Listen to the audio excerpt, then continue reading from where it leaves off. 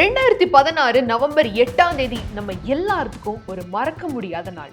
ஏன்னா அன்னைக்குதான் 500 நோட்டையும் 1000 ரூபாய் நோட்டையும் இந்திய அரசாங்கம் பேன் செஞ்சது. 500 rupee and 1000 rupee currency notes presently in use will no longer be legal tender from midnight to night, that is 8th November 2016. மறுபடியும் note pan ஆக வாய்ப்பு இருக்கான்னு நிறைய செய்தி போயிட்டு இருக்கே, அது உண்மைதானா?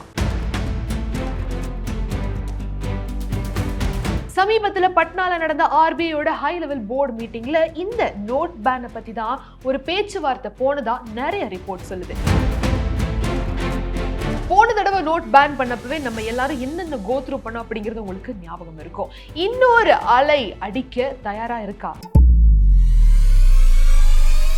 நோட்டை பேன் பண்ணிட்டாங்கன்னா அதுக்கான ஆல்டர்னேட்டா என்ன கொண்டு வர போறாங்க நம்ம இந்திய அரசாங்கம்? பிளாஸ்டிக் நோட்ஸ் வரப்போகுதுன்னு நிறைய விஷயம் கேள்விப்பட்டிருப்பீங்க. அது உண்மைதானா? சோ ஆர்பிஐயோட அந்த மாஸ்டர் பிளான் என்ன? நோட் பேன் பண்ண போறாங்களா இல்ல புதுசா ஒரு கரன்சியை கொண்டு வர போறாங்களா அப்படிங்கிற எல்லா விவரத்தையும் வீடியோ கடைசி வரைக்கும் பார்த்து தெளிவா தெரிஞ்சுக்கோங்க. வெல்கம் டு பாஸ் வாலா தமிழ். நான் உங்க மேகலா கண்ணன்.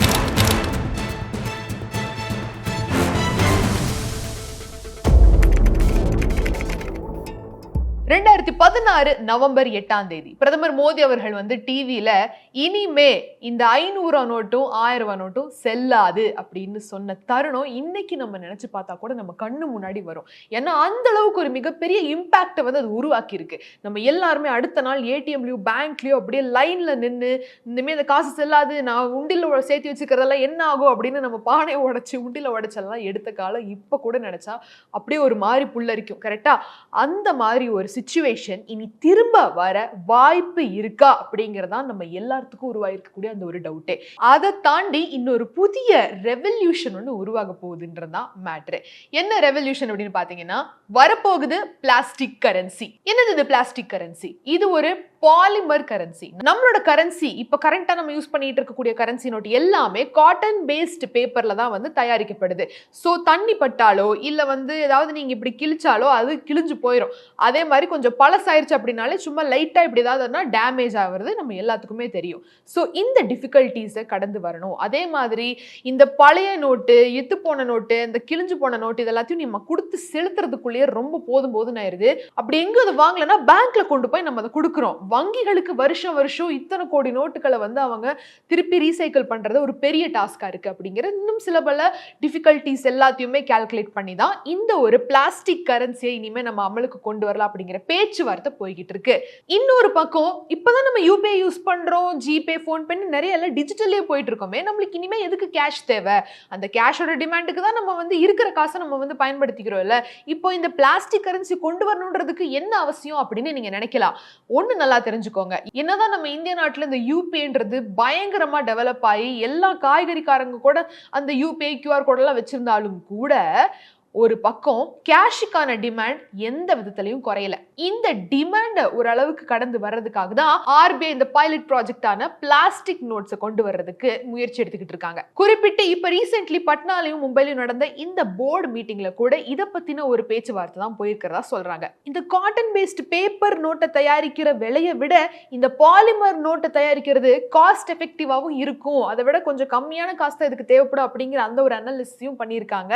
அதுக்கப்புறம் தான் இந்த பைலட் ப்ராஜெக்ட் என்னைக்கு அமலுக்கு வர போகுது அப்படிங்கிற ஒரு காத்திருப்பு நம்ம எல்லாத்துக்கும் இருக்கு. அந்த ஒரு டிஸ்கஷனையும் பண்ணிட்டு இருக்காங்க. எந்த அளவுக்கான ஒரு செலவாகுது பேப்பர் நோட்டை தயாரிக்கிறதால அப்படிங்கிற ஒரு கேள்வி உங்களுக்கு வந்திருக்கலாம். பாத்தீங்கன்னா கடந்த வருஷம் 2024-25 அந்த டேட்டா படி இந்த பேப்பர் கரன்சியை தயாரிக்கிறதுக்கான செலவு மட்டும் 6378 கோடி ரூபாய். அதுக்கும் போன வருஷத்துக்கு 5101 கோடி ரூபாய். கிட்டத்தட்ட வருஷம் இந்த கரன்சி பிரிண்டிங் காஸ்ட் அதிகமாயிட்டே தான் போகுது. எந்த அளவுக்கு டிமாண்ட் அதிகமாகுதோ அந்த அளவுக்கு செலவும் அதிகமாகுது. கேஷுக்கான டிமாண்ட் எந்த விதத்திலும் குறையல அப்படிங்கிறது இதுலயே நம்மளுக்கு தெரியும். ஒரு பக்கம் இந்த ஃபைனான்சியல் காஸ்ட் நம்ம பிரிண்டிங் காஸ்ட் குறைக்கிறதுக்காக இந்த ஒரு இன்னொரு மெட்டீரியல் நோட்டை உருவாக்குறதுக்கு ஆர்பிஐ முயற்சி பண்ணிட்டு இருக்குன்னு ஒரு பக்கம் இருந்தாலும், இன்னொரு பக்கம் ஒரு டெய்லி யூசேஜுக்கு நீங்களே நினைச்சு பாருங்க. இப்போ தெரியாம நீங்க பேண்ட்ல காசு வச்சிடுறீங்க, வாஷிங் மிஷின்ல போடுறீங்க, இல்ல துவைக்க போட்டுறீங்க அப்படின்னா அந்த பணம் ஊறி போய் வெளியில வரப்போ கிழிஞ்சுதான் நம்ம வெளியில எடுக்க முடியும். இந்த மாதிரி எத்தனை பேர் எத்தனை ரூபாயை தொலைச்சிட்டு இருந்திருக்கீங்க, எத்தனை ரூபாய் நீங்க கடையில கொடுத்து மாத்த முடியாம தவிச்சிட்டு இருந்திருக்கீங்க, எத்தனை பேர் அந்த மாதிரி மாதிரி நோட் எல்லாம் பூஜை ரூம்ல வச்சு இன்னைக்கும் பூஜை பண்ணிட்டு இருக்கிறவங்க நிறைய பேர் இருக்காங்க. இன்னும் சில பேர் தான் அதை கொண்டு போய் பேங்க்லயாவது கொடுக்குறாங்க. ஸோ இந்த மாதிரி டே டு டே டெய்லி லைஃப்ல அந்த ஒரு கரன்சி வேஸ்டேஜையும் கட்டுப்படுத்தணும் அப்படிங்கிறது இன்னொரு முக்கியமான பாயிண்ட்.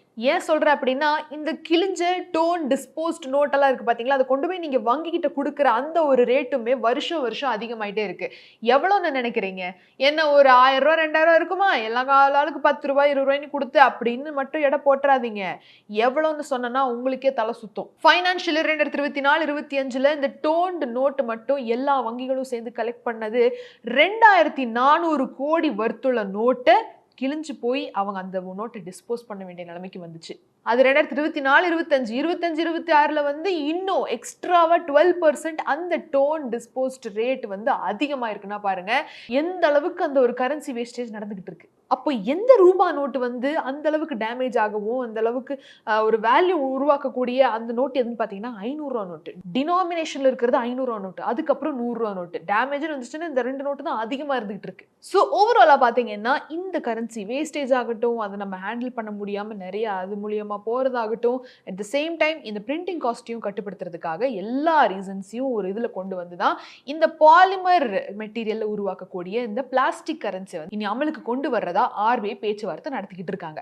இப்போ எதுக்காக ஆர்பிஐ இப்படி ஒரு புதிய மெட்டீரியல் கரன்சியை கொண்டு வரணும் அப்படிங்கிறதுக்கு சில வேரியஸ் ஃபேக்டர்ஸ் அடங்கிய ரீசன்ஸ் இருக்கு.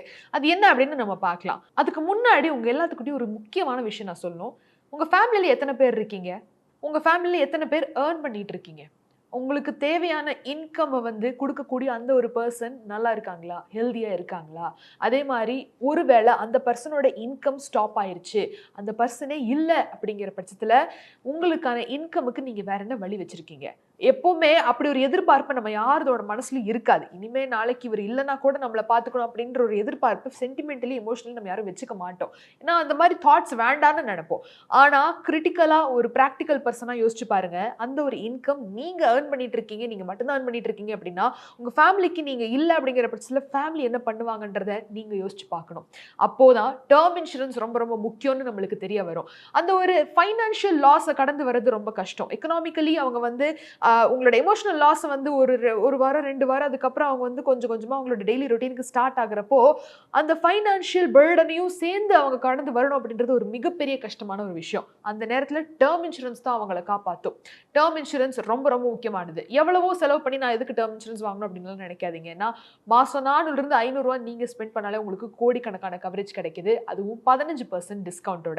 சாதாரணமா ஏதோ ஒரு டேர்ம் இன்சூரன்ஸ் வாங்கி போட்டா போதும்னு நினைக்காதீங்க. ஏன்னா 51க்கும் மேலான மோஸ்ட் ட்ரஸ்டட் இன்சூரன்ஸ் பார்ட்னர்ஸ்க்கு நடுவில் சிறந்த டேர்ம் இன்சூரன்ஸை நீங்க கம்பேர் பண்ணி பார்த்து தேர்ந்தெடுத்துக்கலாம். இப்போ டிஸ்கிரிப்ஷன்ல கொடுத்துருக்கிற லிங்கை செக் பண்ணி பாருங்க. எந்த அளவுக்கு டேர்ம் இன்சூரன்ஸ் முக்கியமோ அதே அளவுக்கு ஹெல்த் இன்சூரன்ஸும் ரொம்ப ரொம்ப முக்கியம். நம்ம குடும்பத்துல யாருக்காவது ஏதாவது ஒரு எமர்ஜென்சி அப்படின்னு ஹாஸ்பிட்டலுக்கு போனோம் அப்படின்னா ஒரே ஒரு நாள் அட்மிட் பண்ணிட்டா போதும், பல ஆயிரத்துல செலவாகும். அப்படி இல்லைன்னா பல லட்சத்துல செலவாகும். ஐசியூல ஒரு நாள் அட்மிட் ஆனா என்ன அளவுக்கான சார்ஜை வந்து பண்றாங்க. அதுவும் பெரிய பெரிய ஹாஸ்பிட்டல்ஸ்க்கெல்லாம் போனீங்கன்னா குணமானா போதும் அப்படின்னு நீங்க நினைச்சிட்டு இருப்பீங்க. பட் ஆனா அது லட்சக்கணக்கில் செலவாகிறப்போ நம்ம அந்த டைம்ல பணத்தை ரெடி பண்றது ரொம்ப கிரிட்டிக்கலா அமையும். அப்பதான் ஹெல்த் இன்சூரன்ஸ் ரொம்ப ரொம்ப முக்கியமா இருக்கும்.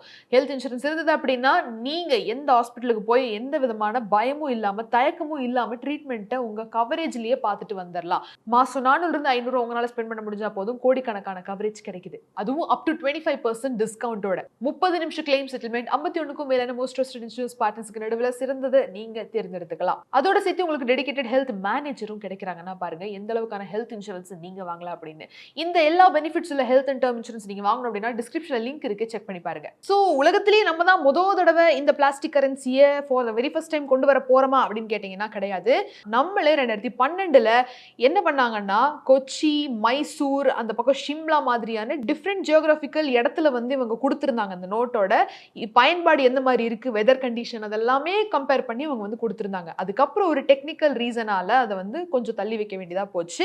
ஏடிஎம் மெஷின் இருக்கு இல்லையா, அது பேப்பர் நோட்டோட திக்னஸ் தான் வந்து அதுக்கு தகுந்தாப்புல டிசைன் பண்ணி வச்சிருந்தோம். ஒருவேளை இப்ப நம்ம கரன்சியை மாத்திரம் அப்படின்னா ஃபுல்லா நம்ம ஏடிஎம்ஸையும் டியூன் பண்ண வேண்டியிருக்கும், ஏடிஎம் மெஷின்ஸை டியூன் பண்ண வேண்டியிருக்கும். ஸோ இந்த ஒரு டெக்னிக்கல் ரீசனால அதை கொஞ்சம் வெயிட் பண்ண வைக்க வேண்டியதா இருந்தது. ஆனா இப்போ மாடர்ன் ஏடிஎம் மெஷின்ஸால ஈஸியா அதை ட்ரேஸ் பண்ணி ட்ராக் பண்ண முடியும் அப்படிங்கிற காரணத்தினால this is going to be more easier அப்படிங்கறதையும் அவங்க வந்து சொல்றாங்க. உலக அளவுல இத ஃபர்ஸ்ட் டைம் இந்தியா தான் கொண்டு வர போகுது அப்படின்னு கேட்டீங்கன்னா அதுவும் கிடையாது.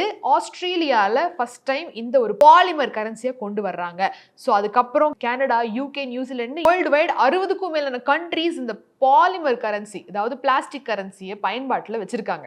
இது மூலியமா நாங்க நிறைய 1000 கோடியை வந்து பிரிண்டிங் காஸ்ட் ஆகட்டும், வேஸ்டேஜும் நாங்க கட்டுப்படுத்தி இருக்கிறதா ஆஸ்திரேலியாவும் சொல்றாங்க. அடுத்தது சேஃப்டி. இப்போ ஃபார் எக்ஸாம்பிள் நம்ம கரன்சி நோட்ல வந்து அந்த சீரியல் நம்பர் இருக்கும், அந்த ஒரு தின் லைன் இருக்கும், அதெல்லாம் நம்ம பார்ப்போம். காந்தி தாத்தாவோட போட்டோ தெரிஞ்சதுன்னா அது ஒரிஜினல் கரன்சி, இல்லைன்னா அது வந்து ஃபேக் கரன்சி. நம்ம வந்து நிறைய விஷயத்தை வச்சு அது ஒரிஜினல் ரூபா தானா அப்படிங்கிறத நம்ம வந்து கண்டுபிடிச்சிக்கிட்டு இருந்தோம்.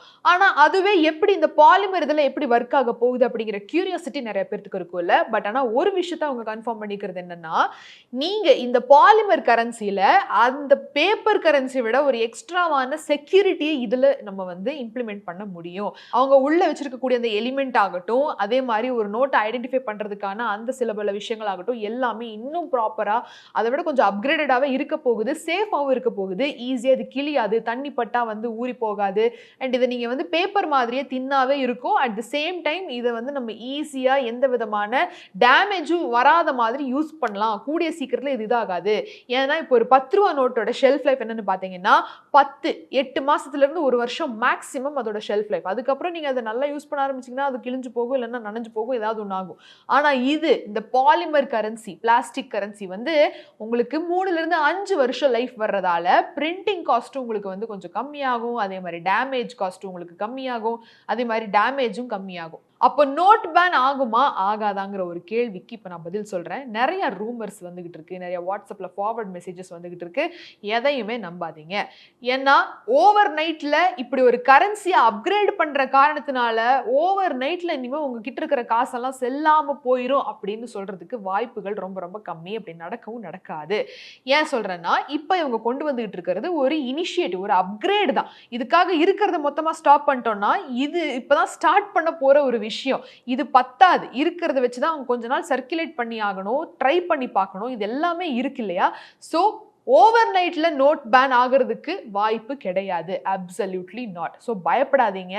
ஒரு புதுசாக ஒரு பைலட் ப்ராஜெக்ட் அப்படின்னு ஒன்று லான்ச் பண்ணிட்டாங்க அப்படின்னா ஒரு சின்ன சின்ன ஏரியாவில் ஆரம்பிச்சு அது எப்படி சர்க்குலேட் ஆகுறதுங்க பார்த்துட்டு அதுக்கப்புறம் சொல்லுவாங்க கொஞ்சம் கொஞ்சமாக ஒரு படிப்படியான ஒரு ஸ்டேஜில் தான் வந்து நம்மளுக்கு இந்த சர்க்குலேஷன் நடக்கிறப்ப தான் இந்த நோட்டை வந்து கட்டுப்படுத்திக்கிறது நல்லதுன்னு அவங்களே வலியுறுத்துவாங்க.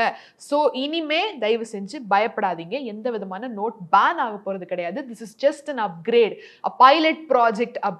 புரிஞ்சுக்கிட்டீங்களா? சோ இன்னைக்கு வீடியோல புதுசா வரக்கூடிய இந்த பாலிமர் பேஸ்ட் இந்த பிளாஸ்டிக் கரன்சி எப்படி இருக்கும், எந்த மாதிரியான விஷயத்தை கொண்டு இருக்கு, எதுக்காக இந்த ஒரு கரன்சியை கொண்டு வர போறாங்க, ஆர்பிஐயோட ஐடியாஸ் என்ன அப்படிங்கிற எல்லாத்தையும் பார்த்து தெரிஞ்சுக்கிட்டீங்க. முதல்ல போய் இது எல்லாத்தையும் ஃபர்ஸ்ட் ஷேர் பண்ணுங்க. யாரெல்லாம் உங்களுக்கு ஃபார்வர்ட் மெசேஜ் அனுப்பிச்சு நோட் பேனோ இல்ல கடையில போய் வாங்குறப்ப நோட் பேன் ஆக போது வாங்க மாட்டேன்னு இருக்காங்களோ அவங்க கிட்ட இதை சொல்லி புரிய வைங்க. அண்ட் இன்னொரு இம்பார்ட்டன்டான ஒரு விஷயம், நான் போன வீடியோ போட்டிருந்தேன் 78 பேங்கை வந்து ஆர்பிஐ இழுத்து மூடிருக்காங்க அப்படிங்கிறது. கடந்த 10 வருஷத்துல ஆர்பிஐ 78 வங்கிகளை மூடினது உண்மைதான். ஸோ இதுல பயப்படுறதுக்கு எந்த ஒரு இதுவுமே கிடையாது. நிறைய பேர் கமெண்ட் செக்ஷன்ல இது நீங்க பேசுறதே ரொம்ப பயமா இருக்கு அப்படின்னு சொல்லியிருந்தீங்க. ஸோ நான் சொல்றது ஒரு ஹெல்ப்ஃபுல்லான ஒரு விஷயம். இப்போ எப்படின்னா, இந்த மாதிரி அக்கௌண்ட்ல வந்து இந்த மாதிரி பேங்க்ல அக்கௌண்ட்ஸ் வச்சிருக்கீங்கன்னா இழுத்து மூடப்பட்டிருக்க அந்த ஒரு ஹிஸ்டரி எல்லாம் பார்த்து நீங்க கொஞ்சம் ஜாக்கிரதையா இருங்க அப்படின்னு சொல்றதுக்கு தான் என்னோட முயற்சியை நான் எடுத்தேன். அது உங்களுக்கு ஏதாவது கொஞ்சம் பயமா இருக்கு அப்படின்னா I slow down my tone. But ஆனால் இன்ஃபர்மேஷன் சொல்ல வந்தது அதுதான். ஸோ இன்னைக்கு வீடியோவுமே அது அவங்களை பயமுறுத்தணுங்கிறதுக்காக கிடையாது. It's not something to play with your fear. கரெக்டுங்களா? It's purely information. அண்ட் ஒரு இன்ஃபர்மேஷன் அங்கே எடுக்கிறப்போ பின்னாடி நிறைய பேக்ரவுண்ட் செக் பண்ணி சோர்சஸ் நீட்டாக இருக்கான்னு பார்த்து ஆர்பிஐ அண்ட் இன்னும் அஃபிஷியலான இடத்துல இருந்து தான் நம்ம எடுப்போம். சும்மா தேர்ட் பார்ட்டில இருந்து எடுக்க மாட்டோம். அதை யூடியூபும் அலோவ் பண்ணாது. அதை புரிஞ்சுக்கோங்க. ஸோ மீண்டும் ஒரு சுவாரஸ்யமான பகுதியில் நான் உங்களை வந்து சந்திக்கிறேன். Until Megala Kannan signing off. நன்றி, வணக்கம். பிராண்ட் பார்ட்னர்ஷிப் மற்றும் அட்வர்டைசிங் என்கொயரிஸ்க்கு brand@bosswala.com என்ற இமெயில் ஐடிக்கோ அல்லது 9108014192 என்ற வாட்ஸ்அப் எண்ணை தொடர்பு கொள்ளலாம். Bosswala. Be the boss.